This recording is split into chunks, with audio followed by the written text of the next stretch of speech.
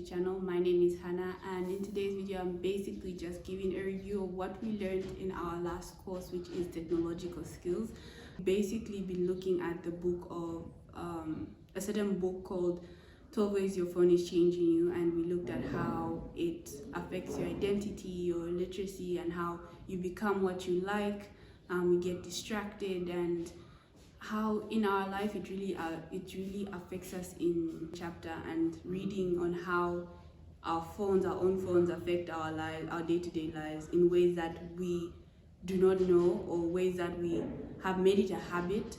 Like, it affects our literacy. People are always on their phones and always like either texting or just scrolling through Instagram on any other social media platform, but don't actually take the time to actually read a physical book. It's like people prefer reading books on their phone than a physical book. And also we become what we like. So if on Instagram, or if you see a certain celebrity, you in a way make them your idol or want to be like them. You end up changing your lifestyle. You end up wanting to pursue a certain lifestyle that social media, or in this sense society, has put for us to become like them or to be a certain way in order for you to have likes. So we also crave approval.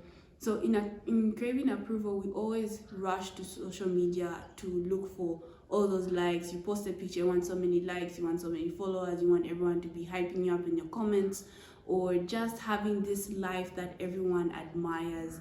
If outside your phone you don't have that attention that you seek your approval through the phone. We ignore the body and the flesh, so we fail to engage with other people who are physically with us. We prefer talking to people online.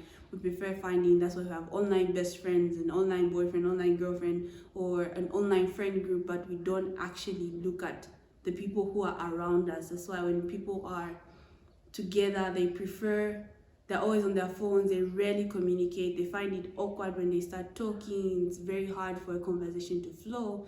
It's because of our phones. And in a Christian setup, you're basically making your phone an idol, because you always wake up, the first thing you turn to is your phone. You never turn to the Bible, or even just a prayer of thanks of thanking God for waking you up.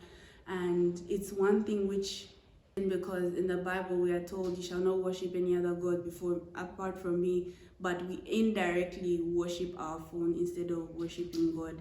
And that has taught me to actually develop a habit which would not hinder my Christian walk with God.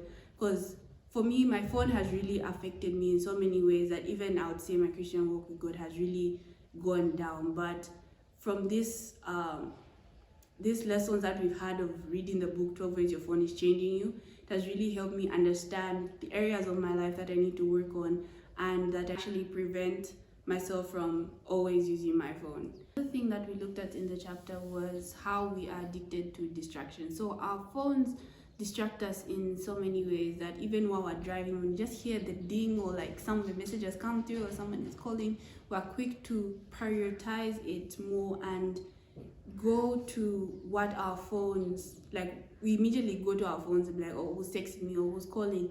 We've actually made our phones a priority to what is around us than what the priority should be, which is what is exactly around us. And then also, that's why even people, when they're driving, they're always texting and driving. It's a conversation that they're having. They never put their phone away. They'll find means and ways to get on the phone even while they're driving, or even when they're in a group of people and they're talking to people, they just hear the notification pop up or their phone rings, immediately the whole situation changes and their whole attention is on their phone. So I'll apply it also in a Christian setup, saying that want to go to our phones once we hear that notification, or that putting our phone as a priority, it also hinders our Christian walk with God, because God should be the priority, should be the one who's in charge of our lives, the one who we have to put our attention to. Because when you think about it, when you receive that text message, you immediately open it. Yes, you may have the Bible app on your phone, you may have a devotion app on your phone that's going to help you with your devotions and all that, but when it sends a notification or as a reminder for you to go read your Bible, we easily either swipe up or snooze it, or or just dismiss and say, oh no, I'll do it later. But when we receive that one text from somebody, we immediately rush to it like our life depends on it, which should not be the case if you are a Christian, and that should not what should happen to you when you know that ever since you gave your life to Christ. So that's what I learned from the lessons that we've been having, and I hope you guys enjoyed the other videos of people who will give a review of what they have learned in this course.